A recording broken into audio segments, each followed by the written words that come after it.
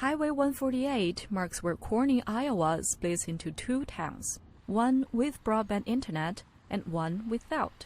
Business owner Ann Greenwald is without. We have been waiting for a year now to have fiber brought to us. Corning, Iowa is an example of what businesses call the last mile problem. They have a saying, the last mile is the most expensive mile, meaning the cost of running fiber to rural communities. Another problem is that there are more than one telecom company providing internet, which allows some telecom companies to refuse to serve an expensive area. I mean, they just say that we're not within their territory and they don't have to provide us service. So Ann is paying the $5,000 cost herself to string the fiber optic cable. Because our employees are experiencing, 20 to 25% a day in downtime due to the internet speed, they're not, being able to effectively do their work as efficiently as possible. To Ann, the simple solution is to make the internet a public service, like mail, electricity, and water. We made radio, we made television, we made electricity. It's just the next stepping stone to make ourselves more cultured, more diversified, and have our reach be more worldwide. Some experts say, though, it's tough to argue that the internet is a necessity. If it's an issue of giving service that's necessary for public safety, then there's a very strong social argument or public argument. So hospitals, the police, Homeland Defense, perhaps other emergency services that are provided in the area.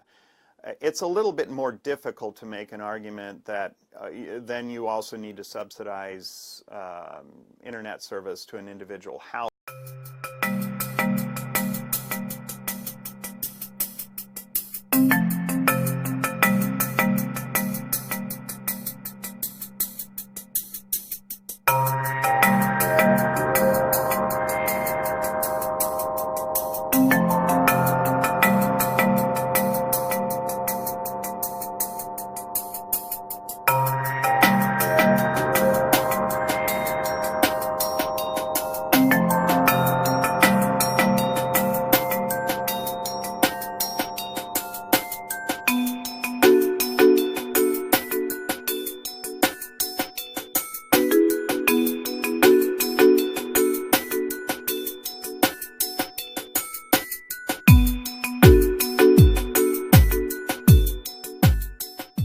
To an individual household.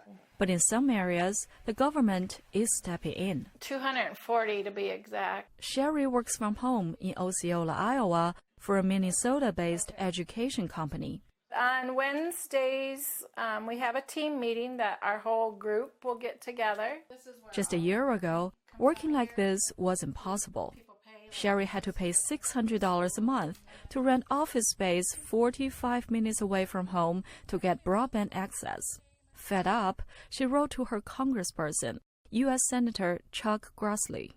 I told him about our dream of pursuing buying this farm property, building a new home out here, wanting to work from home, but was not able to because the internet provider at that point did not have high speed. And he said, well, I have, good news for you. He said this Connect America funding was made available to internet providers through all of Iowa. This new system connects the user to internet through microwaves with a speed up to 100 megabytes per second. The provider, a company named Windstream, serves about 300 Iowan communities, most of which have fewer than 5,000 users. First would be cost effective, and it's rapid deployment. We can set the towers out, fiber feed them, and microwave the shots, and we can feed via antenna to the customer.